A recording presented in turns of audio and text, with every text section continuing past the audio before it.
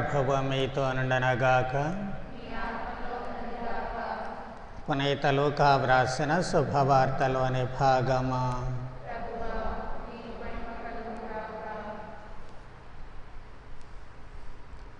పదమూడవ అధ్యాయము 10వ వచనము నుంచి 17వ వచనము వరకు.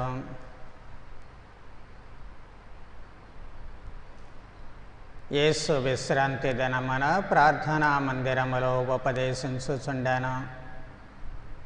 అక్కడ 18 సంవత్సరముల నుండి అపవిత్రాత్మచే పీడింపబడుచున్న ఒక స్త్రీ ఉండెను.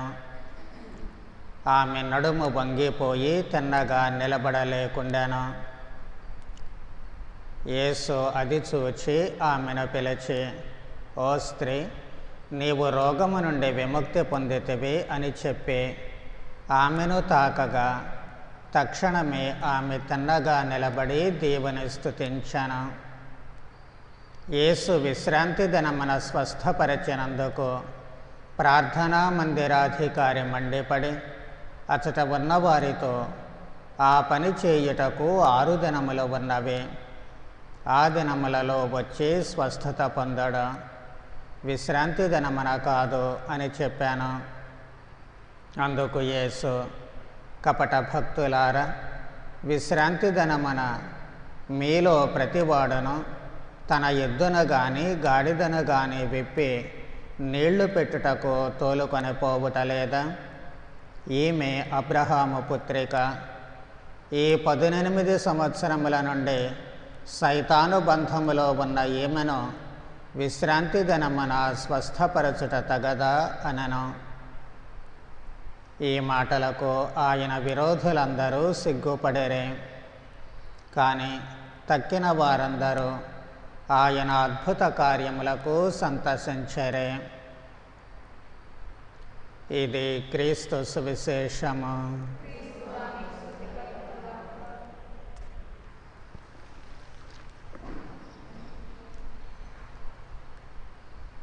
దైవరాజ్యము కోసము సంసిద్ధపరిచే నేపథ్యములో మనిషి జీవితాన్ని అన్ని కోణాల నుంచి పరిశీలిస్తూ అన్ని విధములుగా మనిషిని పరిపూర్ణని చేసేటువంటి నేపథ్యములో ప్రభువు చేసినటువంటి ఈ అద్భుతము మనకు సరికొత్త భావాలను అందచేస్తూ ఉంటుంది. ప్రభువు ప్రార్థనా మందిరములో ప్రవేశించినప్పుడు, ఉపదేశము గావించేటప్పుడు అక్కడ అపవిత్రాత్మచే పీడింపబడేటువంటి స్త్రీ ఉంది అని సువార్తీకుడు చెబుతూ ఉన్నాడు. మామూలుగా అయితే దయ్యం పట్టినటువంటి మనిషి అని, పిశాచగ్రస్తుడైనటువంటి మనిషి అని చెప్పి సువార్తీకులు వ్రాస్తూ ఉంటారు. కానీ ఇక్కడ మాత్రము ప్రత్యేకంగా లూకా గారు పీడింపబడుచున్న అనేటువంటి మాటను ఉపయోగిస్తూ ఉన్నారు. అంటే కేవలము ఆ అపవిత్రాత్మ పట్టడం మాత్రమే, ఆవహించడం మాత్రమే కాదు, కానీ ఆమెను పీడిస్తూ ఉంటుంది. ఈ పీడించడం వల్ల జరిగినటువంటి మరొక అదనపు అనర్థము ఏమిటి అంటే, ఆమె చివరకు తిన్నగా కూడా నిలబడలేకపోతూ ఉంటుంది, వంగిపోతూ ఉంటుంది. ఇది మన జీవితాలలో జరిగేటువంటి సంఘటనలకు లేక మనిషి స్వభావానికి అద్దం పడుతూ ఉంటుంది. ఆమె అపవిత్రాత్మచే పీడింపబడుతూ ఉంటే మనము అపవిత్రములైనటువంటి బుద్ధి చేత పీడింపబడుతూ ఉంటాము, వ్యసనాల చేత పీడింపబడుతూ ఉంటాము, దుష్కార్యముల చేత పీడింపబడుతూ ఉంటాము. పీడించబడము అంటే మంచి చేయాలి అనేటువంటి ఆలోచన ఉన్నప్పటికీ కూడా మనలో ఉండేటువంటి ఈ దుర్బుద్ధి తనదే పైచేయి చేసుకొని మనలను పీడిస్తూ ఉంటుంది, చెడు వైపుకే మ్రొగ్గేటట్లు చేస్తూ ఉంటుంది, చెడు ఆలోచనల వైపుకే మ్రొగ్గేటట్లు చేస్తూ ఉంటుంది, చెడు క్రియల వైపే మనము వెళ్ళేటట్లు మనలను పీడిస్తూ ఉంటుంది. ఈ పీడించడం వలన మనము సరిగా తిన్నగా జీవించలేకపోతూ ఉంటాము. చాలాసార్లు ఈ రోజు నుంచి నేను మంచిగా జీవించాలి అనుకుంటాము. పాప సంకీర్తనం చేసిన ప్రతిసారి దేవునికి మాట ఇవ్వడం మాత్రమే కాదు కానీ ఖచ్చితంగా ప్రతి ఒక్కళ్ళు నేను ఈ రోజు నుంచి ఈ పొరపాట్లు చేయకూడదు అని చెప్పి నిర్ణయం తీసుకుంటాము. జనవరి 1వ తేదీ వచ్చింది అంటే క్రొత్త సంవత్సరాన్ని ప్రారంభించుకునేటప్పుడు క్రొత్త నిర్ణయాలు తీసుకుని అమలుపరచాలి అని అనుకుంటాము. కానీ మనలో ఉండేటువంటి దుర్నీతి, దుర్బుద్ధి, అవలక్షణాలన్నీ కూడా మనలను మళ్ళీ పట్టి పీడించి చెడు వైపుకే మ్రొగ్గేటట్లు చేస్తూ ఉంటాయి. అలా ఏమేమి చేస్తూ ఉంటాయి అనేటువంటిది మత్సు తనకగా మనకు మొదటి పఠనంలో చిన్నప్ప గారు చెబుతూ ఉన్నారు. ఎఫెసీలకు ఆయన వ్రాసినటువంటి పత్రికలో 4వ అధ్యాయంలో చాలా స్పష్టం చేస్తూ ఉన్నారు. మీ మధ్య జారత్వము, అపవిత్రత, లోభితనము ఈ మూడు కూడా కనీసం పేరుకు కూడా ఎత్తకూడదు అని చెప్పి అంటూ ఉన్నారు. ఈ జారత్వము, అపవిత్రత, లోభితనము అనేటువంటివి పీడించేటువంటివి. మిగిలినటువంటివి ఏదో ఆ సమయానికి మనలను తన వశము చేసుకున్నప్పటికీ కూడా వాటి నుంచి త్వరగా బయటపడేటువంటి అవకాశము ఉంటుంది. కానీ ఈ మూడు ఉన్నాయి చూశారు, జారత్వము కానివ్వండి, అపవిత్రత కానివ్వండి, లోభితనము కానివ్వండి, ఈ మూడు కూడా మనలను పట్టి పీడిస్తూ ఉంటాయి. పదే తన వైపుకు లాక్కుంటూ ఉంటాయి.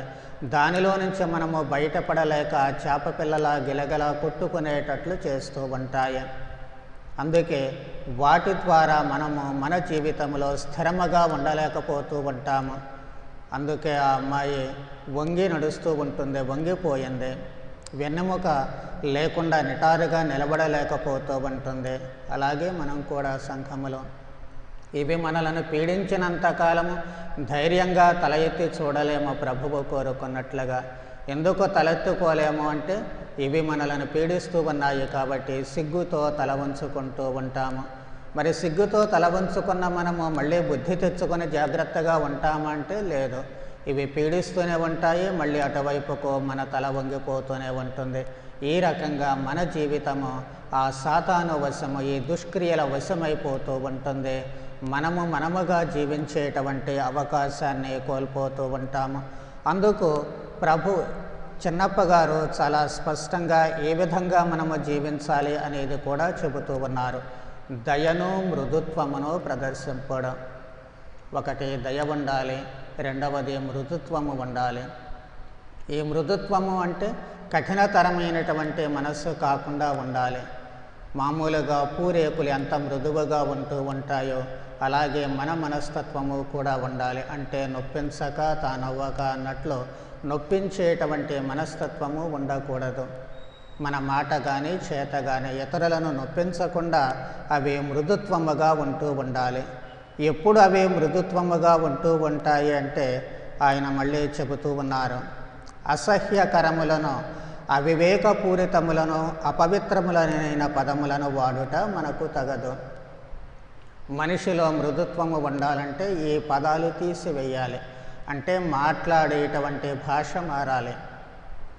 ఒకప్పుడు పూర్వకాలంలో చదువుకున్న వాడికి చదువుకోని వాడికి బోల్డంత తేడా ఉండేది. మాట్లాడేటువంటి విధానంలో ఆ గౌరవము ఉట్టిపడుతూ ఉండేది, మర్యాద ఉట్టిపడుతూ ఉండేది, మృదువుగా మాట్లాడుతూ ఉండేవాళ్ళు. ఈరోజు మాటలను బట్టి చదువుకోని వారు చదువురాని వారికి తేడా ఏమన్నా గమనించగలమా? అస్సలు లేదు. చదువు వచ్చినటువంటి వాళ్ళే అంతకంటే దరిద్రంగా మాట్లాడుతూ ఉంటారు, అసభ్యకరంగా మాట్లాడుతూ ఉంటారు. ఈరోజు గమనించండి, మామూలు స్థాయి చిన్నపిల్లల దగ్గర నుంచి పెద్ద వాళ్ళ వరకు కూడా ఏ విధమైనటువంటి మాటలు ప్రయోగిస్తూ ఉంటారు. కాస్తో కూస్తో కోపం వచ్చినా సరదాగా అయినా సరే అవతల వాళ్ళని కుక్క, పిల్లి, నక్క, ఈ రకంగా పంది, రకరకాలైనటువంటి మాటల చేత మాట్లాడుతూ ఉంటారు. నిజంగా చదువుకున్నటువంటి వాళ్ళకి సంస్కారం ఉండాలి. మరి ఏ మాటలు ఎందుకు వస్తాయి మనలో నుంచి? ఇంకా చివరికి ఎంతవరకు ఈనాటి సమాజం లేక చదువుకున్న సమాజం దిగజారింది అంటే చివరకు ఆడ, మగ, పెద్ద, చిన్న తేడా కూడా లేకుండా తోలు, తొక్క అనేటువంటి పదాలు సాధారణమైపోతూ ఉన్నాయి. అంటే ఎంత దిగజారిపోయాము అనేటువంటిది, ఎంత సంస్కారహీనులుగా మారాము అనేటువంటిది మనము వాడేటువంటి ఈ భాషలోనే స్పష్టం చేయబడుతూ ఉంటుంది. అందుకే చిన్నప్ప గారు చెబుతున్నారు, అవి మీకు తగవు. మర్యాదపూర్వకమైనటువంటి మాటలు కాదు, మృదుత్వముతో కూడినటువంటి మాటలు కాదు, అవి మీలో నుంచి పూర్తిగా తీసివేయాలి అని చెప్పి అంటూ ఉన్నారు ఆయన. అప్పుడే మనము క్రీస్తు మనలను క్షమించినట్లే మనము కూడా ఇతరులను క్షమించగలము అని చెప్పి ఆయన అంటూ ఉన్నారు. ఆ మృదుత్వము అనేటువంటిది మనలో స్పష్టంగా ఉండగలిగినప్పుడే మనము వెలుతురులో ఉన్నటువంటి ప్రజల వలె, వెలుగుకు సంబంధించినటువంటి ప్రజల వలె జీవించడానికి కుదురుతుంది. అప్పుడు గర్వంగా తలెత్తుకొని మనము జీవించగలము.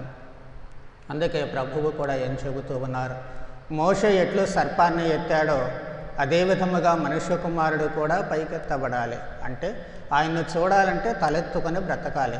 తలెత్తుకొని ఎప్పుడు బ్రతకగలము అంటే మనము మంచి పనులు మాత్రమే చేసినప్పుడు, మంచి క్రియలు మాత్రమే చేయగలిగినప్పుడు, మంచి మాటలు మాత్రమే మాట్లాడగలిగినప్పుడు, సంస్కారవంతమైనటువంటి జీవితము మనము జీవించగలిగినప్పుడు, ఈ కుసంస్కార బుద్ధిని మనం ఎప్పుడైతే వదిలివేస్తామో అప్పుడే మనము వెలుగులో ఉన్నటువంటి ప్రజలుగా ఉండడానికి అవకాశం కలుగుతుంది. ఈ మార్పు మనలో రావాలి అంటే మనము ఒక అడుగు ముందుకు వేయాలి. ఎక్కడికి వేయాలి అంటే దేవాలయంలోనికి. ఈ పిశాచ పీడితురాలైనటువంటి స్త్రీ దేవాలయానికి వచ్చింది మాత్రమే ఆమెకు స్వస్థత కలిగింది. ఆమె రాకపోతే బహుశా ప్రభువుని కలుసుకునే అవకాశం లేకపోయేది. మొట్టమొదటి అడుగు ఏమిటి అంటే దేవాలయంలోనికి రావటం, అంటే దేవుని సన్నిధికి రావడము, క్రీస్తు చెంతకు రావడము, క్రీస్తు వద్దకు అడుగులు వేయడము. ఒకసారి క్రీస్తు వద్దకు అడుగులు వేస్తే మన సమయాన్ని వెచ్చించి ఆ పనులు ఈ పనులు బిజీగా ఉంటాము. ఓకే, అవన్నీ కూడా ప్రక్కన పెట్టి ఖచ్చితంగా కొంత సమయంలోనైనా సరే ఆ క్రీస్తు వద్దకు అడుగులు వేస్తే మిగతా పని ఆయనే చేస్తారు. అక్కడికి వచ్చిన తర్వాత మనకు అవసరమైంది ఆయన స్పర్శ. ఆ స్పర్శ కోసం ఆయన ఏం చేస్తారు, పిలుస్తారు మనల్ని. అక్కడ ఉన్నటువంటి ఆ అమ్మాయిని ప్రభువే స్వయంగా పిలిచారు. ఆమె వచ్చి అడగలేదు నాకు స్వస్థత కావాలని. ఆమె చేసిందల్లా దేవాలయంలోనికి రావడమే. కాబట్టి ఇక్కడ ప్రభువు ఆమెను పిలుస్తూ ఉన్నారు. ఎప్పుడైతే ప్రభువు పిలిచారో మళ్ళీ ఆమెను తాకుతూ ఉన్నారు. ఇది మన జీవితాల్లో జరుగుతుంది. మనము దేవాలయంలోనికి వచ్చినప్పుడు దైవ పిలుపు లభిస్తూ ఉంటుంది. ఇదిగో బైబిల్ గ్రంథ బోధనల ద్వారా లభిస్తూ ఉంటుంది. దివ్య సంస్కారాల నిర్వహణ ద్వారా మనకు లభిస్తూ ఉంటుంది. అన్నిటికంటే ముఖ్యంగా దేవుడు మనలను పాప సంకీర్తనములో పిలుస్తూ ఉన్నారు, తన వద్దకు పిలుస్తూ ఉన్నారు. అక్కడ ఆయన మాటను గనుక మనం విని ఆయన వైపుకు అడుగులు వేసినట్లయితే ఆయన స్పర్శ మనకు దక్కుతూ ఉంటుంది. ఎక్కడ ఉంది ఆయన స్పర్శ? ప్రధానంగా దివ్య సత్ప్రసాదాన్ని తీసుకున్నప్పుడు మనము ఆ స్పర్శానుభూతికి లోను కావాలి. ప్రభువుని అంటుకుంటున్నాను, ప్రభువుని తాకుతూ ఉన్నాను. ఆ స్పర్శానుభూతి మనకు ఇష్టమైన అమ్మా నాన్నలను అంటుకున్నప్పుడు, స్నేహితులను అంటుకున్నప్పుడు, అక్క చెల్లెండ్రు అన్నదమ్ములను అంటుకున్నప్పుడు మనకు కలిగేటువంటి ఆనందానుభూతి ఉంటుంది. అదే ఆనందానుభూతి దివ్య సత్ప్రసాదాన్ని స్వీకరించినప్పుడు కలగాలి. ప్రభువుని అంటుకుంటున్నాను లేక ప్రభువు నన్ను అంటుకుంటూ ఉన్నారు, ఆ స్పర్శానుభూతి మనకు అక్కడ కలగాలి. అలాగే పాప సంకీర్తనం చేసేటప్పుడు అక్కడ కూడా క్రీస్తు అక్కడ గురువు స్థానంలో ఉన్నారు కాబట్టి అక్కడ మనకు ఆ ప్రభుని స్పర్శానుభూతి మనం పొందగలగాలి. ఆ మాటల ద్వారా, మాట్లాడేటువంటి మాటల ద్వారానే ఇదిగో ప్రభువు నన్ను ఆలింగనము చేసుకుంటున్నారు, ప్రభువు నన్ను క్షమించి తన వద్దకు తీసుకుంటున్నారు, తన దయను ప్రేమను చూపిస్తున్నారు అనేటువంటి అనుభూతి. ఈ రెండు చోట్ల మనము క్రీస్తు స్పర్శానుభూతిని పొందలేకపోతే మన జీవితాలు మళ్ళీ వృధా అవుతూ ఉంటాయి. కాబట్టి మనం చేయాల్సిందల్లా క్రీస్తు వద్దకు రావడము, ఆయన మాటను వినడం, ఆయన పిలుపును వినడము, తద్వారా క్రీస్తు స్పర్శానుభూతిని పొందడము. అది గనక జరిగితే ఖచ్చితంగా మనము ఈ పీడింపబడేటువంటి శక్తులన్నిటి నుంచి విముక్తి పొందగలము. అప్పుడే చిన్నప్పగారు అన్నట్లు మనలో దయ, మృదుత్వము అనేటువంటివి చోటు చేసుకుంటాయి. అవే మనలను దేవుని రాజ్యానికి వారసులనగా చేస్తూ ఉంటాయి. కాబట్టి ఈ మార్పు, ఈ ప్రక్రియ మనలో జరగగలిగేటట్లు అందుకు అవసరమైనటువంటి జ్ఞానపూరిత మనస్తత్వాన్ని మనందరికీ ప్రసాదించమని ప్రార్థన చేద్దాం.